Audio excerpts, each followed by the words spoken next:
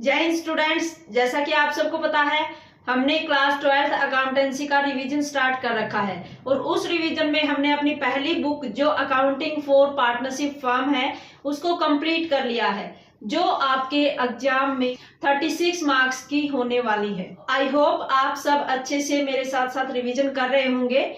और आज हम जो शुरू करेंगे अकाउंटिंग फॉर कंपनीज वाला जो पोर्शन है, जो दूसरी हमारी बुक है जिसमें सिर्फ 2 चैप्टर हैं, issue of shares and issue of debentures, उस बुक को आज हम स्टार्ट कर रहे हैं। उसमें पहला जो चैप्टर है इश्यू ऑफ शेयर्स वाला, आज हम उससे अपनी जो क्लास है वो शुरू करते हैं। इश्यू ऑफ शेयर्स में शेयर इश्यू करने से मतलब क्या है, जब भी कोई कंपनी है, जब उसको कैपिटल की जरूरत होती है, पैसे की जरूरत होती है, तो वो क्या करती है, किसी बैंक किसी इंस्टीट्यूट से पैसा ना लेने की बजाय पब्लिक से जो है कैपिटल इकट्ठा करती है। और पब्लिक जो है उसको पैसा कब देगी, जब वो कंपनी उन्हें अपनी कंपनी का कुछ न कुछ शेयर उन शेयर होल्डर्स को देगी जो अपना पैसा हमारी कंपनी में लगा रहे हैं। उनको अगर कुछ उसके बदले में रिटर्न अगर मिल रहा है तभी हमारी कंपनी में पैसा लगाएंगे वो। तो जब हम शेयर इश्यू करके जब अपनी कैपिटल इकट्ठा करते हैं तो उसे नाम क्या देते हैं, शेयर कैपिटल होती है वो। आज का हमारा जो टॉपिक रहेगा वो रहेगा हमारा इश्यू ऑफ शेयर्स वाला। शेयर कैपिटल क्या होती है, कोई कंपनी पब्लिक में शेयर इश्यू करके अपनी कैपिटल इकट्ठा करती है तो उसे हम कहेंगे शेयर कैपिटल। और ये शेयर कैपिटल हमारी मेन जो है 3 टाइप्स की होती है, जो हम इस चैप्टर में पढ़ेंगे। सबसे पहली हमारी क्या है, एथोराइज्ड कैपिटल है। सबसे पहली हमारी एथोराइज्ड शेयर कैपिटल होती है। इसके बाद हमारी दूसरी जो होगी वो इश्यूड शेयर कैपिटल होती है। तीसरी हमारी सब्सक्राइब्ड कैपिटल होती है। तो इन तीनों का हम एक बार तो मीनिंग पता करते हैं क्या होती है। देखो, जब भी कोई कंपनी होती है, जब उसका फॉर्मेशन होता है, जब भी कोई कंपनी शुरू होती है, तब हम जो मेमोरेंडम ऑफ एसोसिएशन लिखते हैं उसमें जो कैपिटल लिखते हैं वो एथोराइज्ड होती है। कि जो कंपनी है, जो शेयर इश्यू करने वाली कंपनी है, शेयर इश्यू कौन सी कंपनी कर सकती है, पब्लिक कंपनी कर सकती है। ये आपसे पूछा जा सकता है। 2 तरह की कंपनी होती है, पब्लिक एंड प्राइवेट। तो पब्लिक जो कंपनी है वो जनता में अपने शेयर इश्यू कर सकती है। एथोराइज्ड कैपिटल का मतलब कि जो कंपनी शेयर इश्यू करने वाली है वो अपने पूरे लाइफ टाइम में इससे ज्यादा की कैपिटल जो है हम शेयर इश्यू करके पब्लिक से प्राप्त नहीं कर सकते। एक तरीके से हमारी लिमिट हो जाएगी। तो हम एग्जाम्पल लेते हैं, 10 लाख शेयर से ज्यादा इश्यू नहीं करेगी वो पूरे लाइफ साइकिल में। तो ये 10 लाख शेयर्स हैं और हम ये मानते हैं, शुरू में ही हमारा जो लिखा होता है मेमोरेंडम, उसमें सारी चीजें लिखी होती है कि हमारी शेयर कैपिटल कितनी होगी, हमारे नंबर ऑफ शेयर्स कितने होंगे, हम जो शेयर्स पब्लिक में इश्यू करेंगे वो हर शेयर कितने रुपए का होगा। तो हम मानते हैं कि हमारा शेयर जो है एक शेयर 10 रुपए का होगा और हमारे टोटल शेयर हम 10 लाख से ज्यादा हम जनता में इश्यू नहीं कर सकेंगे अपने पूरे लाइफ टाइम में। तो अगर ये 10 लाख शेयर इश्यू करते हो आप पूरे जीवन काल में कंपनी के, और 10 रुपए का हर एक शेयर है, तो हमारी कंपनी की पूरी जो एथोराइज्ड कैपिटल है वो 1 करोड़ हो जाती है। कैसे हो जाती है कि 10 लाख शेयर हमें अपने पूरे लाइफ साइकिल में हमें इश्यू करने हैं। कभी कितना कर देंगे हम, इन 10 लाख को एक साथ ना करके हम एक साल में 1 लाख कर लेते हैं। अभी और 2-4 साल बाद हमें दोबारा कैपिटल की जरूरत पड़ रही है तो 2 लाख शेयर को और हम इश्यू कर देते हैं पब्लिक में। इस तरीके से इन 10 लाख से ज्यादा हम शेयर इश्यू नहीं करेंगे। और ये 10 लाख शेयर है, एक शेयर हमारा 10 रुपए का है, तो इन दोनों का अगर मल्टीप्लाई करते हैं तो हमारा 1 करोड़ आ जाता है। तो ये 1 करोड़ हमारी कौन सी कैपिटल होगी, एथोराइज्ड कैपिटल होगी, जिससे ज्यादा कोई भी कंपनी अपने पूरे जीवन काल में शेयर इश्यू नहीं कर सकती। अब ये तो हो गए हमारे शेयर, ये कि एथोराइज्ड कैपिटल है हमारी 1 करोड़ होगी कि पूरे लाइफ साइकिल में हम 10 लाख जो है शेयर इश्यू कर सकते हैं। अब हमारी इश्यूड कैपिटल है वो क्या होगी, ये हमने पूरे लाइफ साइकिल के लिए माने हैं और हम ये मान के चलते हैं कि हमारा बिजनेस काफी लंबे टाइम तक चलेगा। तो अब हम ये सारे के सारे एक साथ इश्यू नहीं करेंगे, बल्कि इन शेयर में से कुछ शेयर अगर हम आज इश्यू कर रहे हैं, मान लो 10 लाख शेयर हैं, उनमें से 1 लाख शेयर जो हैं हम अब इश्यू कर रहे हैं। इश्यू करने का मतलब हम पब्लिक को ऑफर कर रहे हैं कि हम अब जो है 1 लाख शेयर पब्लिक में इश्यू कर रहे हैं, उसके बदले में कैपिटल प्राप्त कर रहे हैं। और 10 रुपए का एक शेयर है। 1 लाख शेयर हम इश्यू कर रहे हैं, 10 लाख हमारे एथोराइज्ड थे, उन 10 लाख में से 1 लाख इश्यूड शेयर हैं। और अगर इश्यूड कैपिटल की बात आती है तो जैसे हमने 1 लाख शेयर इश्यू किए और 10 रुपए का एक है, तो 10 लाख जो हमारी है कैपिटल, वो कौन सी कैपिटल हो जाएगी? इश्यूड कैपिटल हो जाएगी। एथोराइज्ड हमारी वो कैपिटल है जो पूरे जीवन काल में कंपनी को शेयर इश्यू करने के बदले प्राप्त करनी है। वो हमने माना कि 1 करोड़ है हमारी। इन 1 करोड़ में से ये जो 10 लाख रुपए हमने कैपिटल के प्राप्त किए पब्लिक में शेयर ऑफर करके इश्यू करके, ये हमारी इश्यूड कैपिटल बन जाती है। अब इसके बाद सब्सक्राइब्ड कैपिटल कौन सी होगी? ये हमने ऑफर किया है, लेकिन जरूरी नहीं है। पब्लिक जो है, हमने 1 लाख शेयर इश्यू किए हैं, 1 लाख के 1 लाख शेयर्स के लिए एप्लीकेशंस हमारे पास पब्लिक की तरफ से आएंगी, ये कंपलसरी नहीं है। हो सकता है 1 लाख के लिए भी हमारे पास एप्लीकेशन आ जाए, हो सकता है 1 से कम हमारे 70-80 हजार के लिए भी आ जाए, और ये भी हो सकता है 1 लाख की बजाय 1,20,000 के लिए हमारे पास एप्लीकेशन आ जाए। तो एक्चुअल में जितनी एप्लीकेशन आती हैं, जितने लोग हमारे कंपनी के शेयर खरीदने के लिए राजी होते हैं, वो जो कैपिटल होगी वो हमारी सब्सक्राइब्ड कैपिटल होगी। इन इश्यूड कैपिटल में से 1 लाख हमने ऑफर किए, इन ऑफर किए हुए शेयर्स के बदले जितने शेयर्स हमारे पब्लिक जो है एप्लीकेशन बेचती है जितने शेयर्स के लिए, वो हमारी सब्सक्राइब्ड कैपिटल होगी। अब ये सब्सक्राइब्ड कैपिटल जो है, ये 3 तरह का सब्सक्रिप्शन हो सकता है। फुल्ली सब्सक्राइब भी हो सकते हैं, ये हमारे अंडर सब्सक्राइब्ड भी हो सकते हैं, और ये हमारे ओवर भी हो सकते हैं। तीनों कंडीशंस हो सकते हैं। जो हम अभी बात कर रहे हैं, हमारी जो कंपनी है उसने 1 लाख शेयर इश्यू किए हैं और 10 रुपए का हर एक शेयर है। तो अब हमारी जो पब्लिक है वो अगर 1 लाख शेयर्स के लिए ही एप्लीकेशन दे देती है, हमारे पास एप्लीकेशन जो आती है वो इन 1 लाख शेयर्स के लिए ही आ जाती है, तो वो हमारा हो जाएगा फुल्ली सब्सक्रिप्शन हो जाएगा। अगर बाई चांस हमारी जो कंपनी है वो 1 लाख की बजाय 90,000 के लिए उसके पास जनता की तरफ से एप्लीकेशन आती है, तो वो हमारा अंडर सब्सक्रिप्शन हो जाएगा।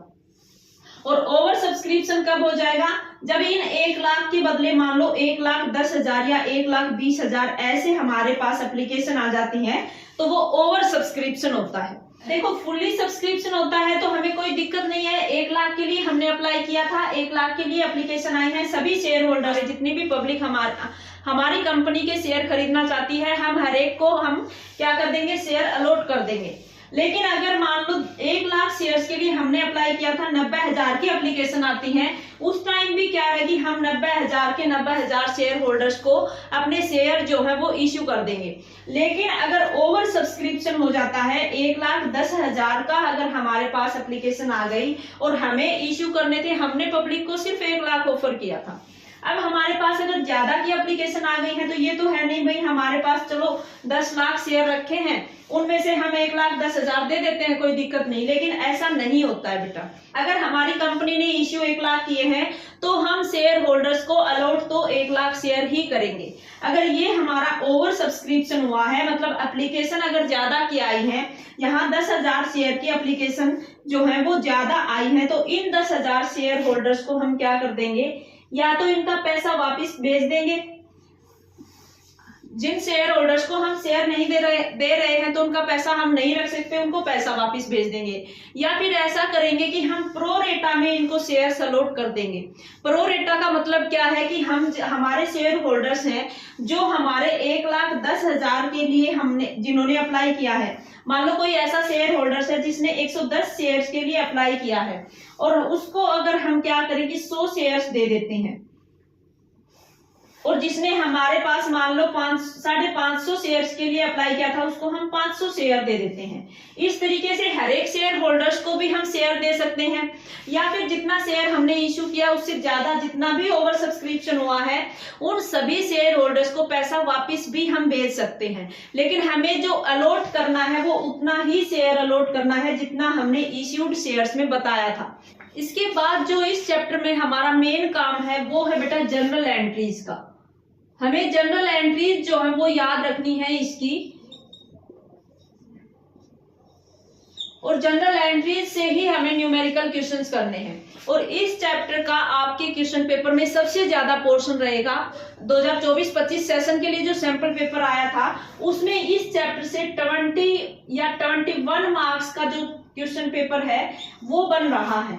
तो आप भी उम्मीद कीजिए फाइनल क्वेश्चन पेपर में भी 18 से 20 नंबर जो आपके इस चैप्टर से पक्का बनने वाले हैं।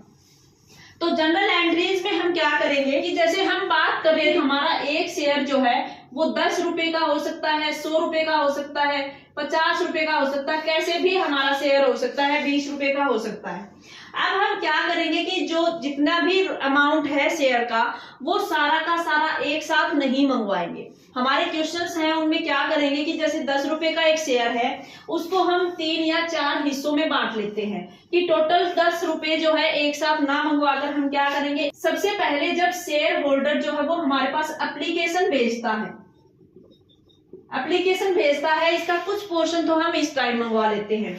और एप्लीकेशन आने के बाद हम देखते हैं कि किन किन शेयर होल्डर्स को हम शेयर अलॉट करते हैं। तो अलॉटमेंट के टाइम पर कुछ पैसा मंगवा लेते हैं, कुछ बाकी जो पैसा बचता है वो हम बाद में कॉल करते हैं जिन्हें हम नाम देते हैं। अगर एक बार में मंगवा रहे हैं तो फर्स्ट एंड फाइनल कॉल हो जाता है वही। अगर 2 बार में पैसे मंगवा रहे हो तो एक फर्स्ट कॉल में हो जाएगा और उसके बाद सेकंड एंड फाइनल कॉल जो है वो हो जाएगी हमारी। इसका मतलब क्या है कि जैसे मानो हमारा शेयर जो है 10 रुपए का था, 10 रुपए का था, उसमें से हमने 3 रुपए, हम ये कहते हैं प्रोस्पेक्टस जो जारी करते हैं उसमें कि 3 रुपए अगर कोई हमारी कंपनी के शेयर खरीदने वाला पर्सन है तो 3 रुपए तो उसे एप्लीकेशन के टाइम पर देने होंगे। इसके बाद हम कहते हैं कि 3 रुपए जब हम आपको शेयर अलॉट करेंगे सारा देख कर कि सब्सक्रिप्शन जो है वो किस तरीके से करना है, उसके बाद शेयर होल्डर्स को एक्चुअल में हम शेयर अलॉट कर रहे हैं, 3 रुपए हम उस टाइम पर दे देते हैं।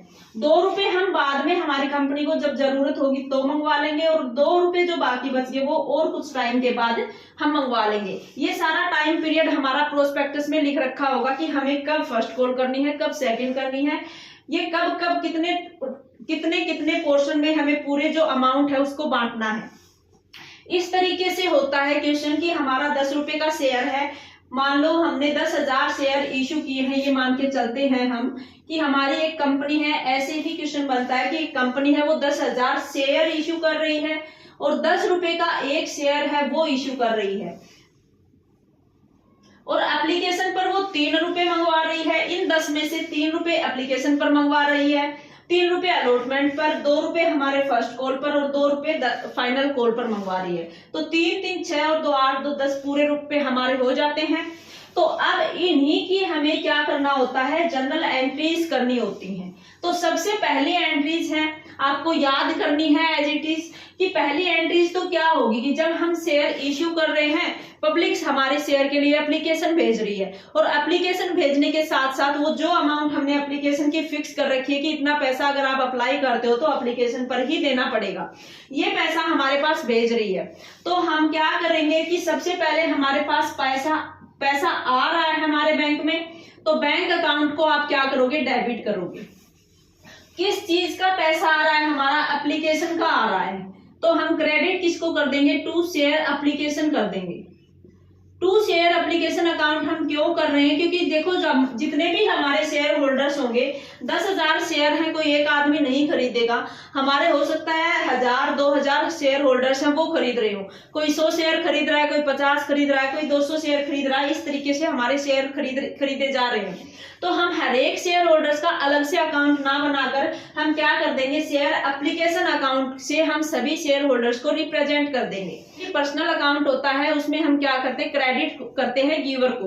तो हमारा एक तरीके से पर्सनल अकाउंट है जो रिप्रेजेंट हमारे पर्सनल जो हमारे शेयर होल्डर्स हैं उन सभी के अकाउंट्स को रिप्रेजेंट कर रहा है ये, इसलिए हम इसको क्रेडिट कर रहे हैं, क्योंकि पर्सनल अकाउंट हमें कहता है गिवर जो है आप उसको क्रेडिट कर दीजिए।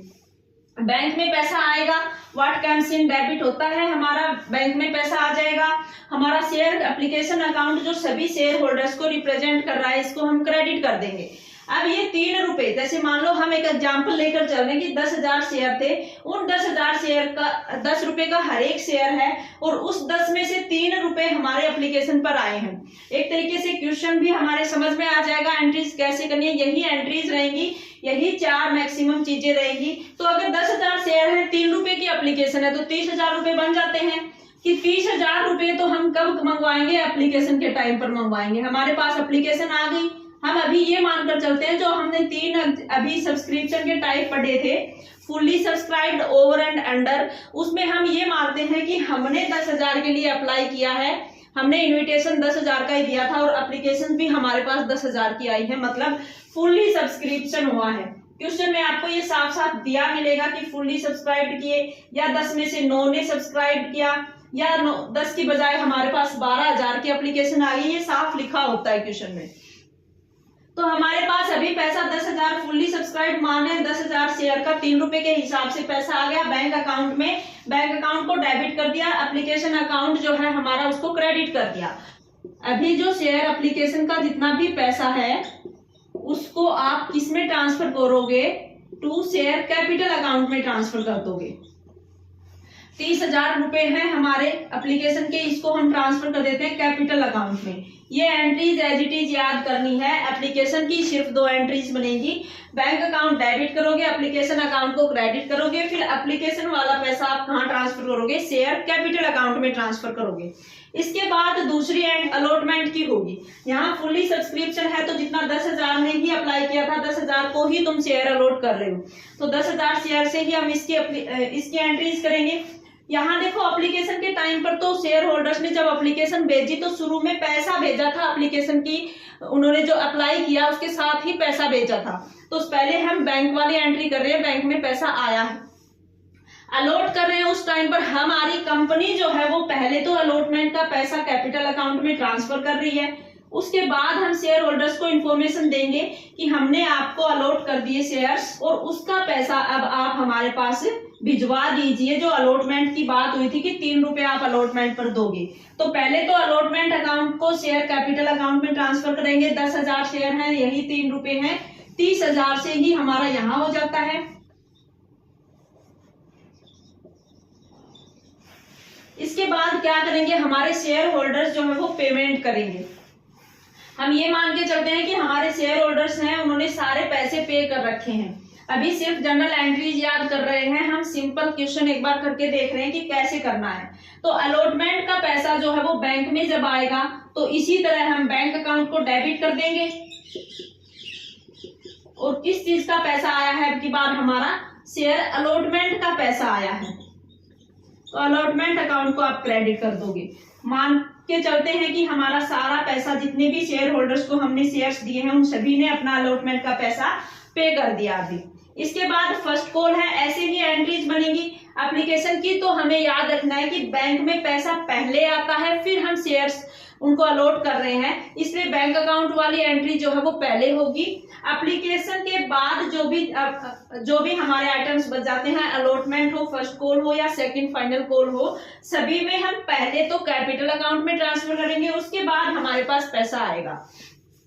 यहाँ भी क्या होगा कि पहले हम क्या करेंगे, ये शेयर जो है फर्स्ट कॉल हमारी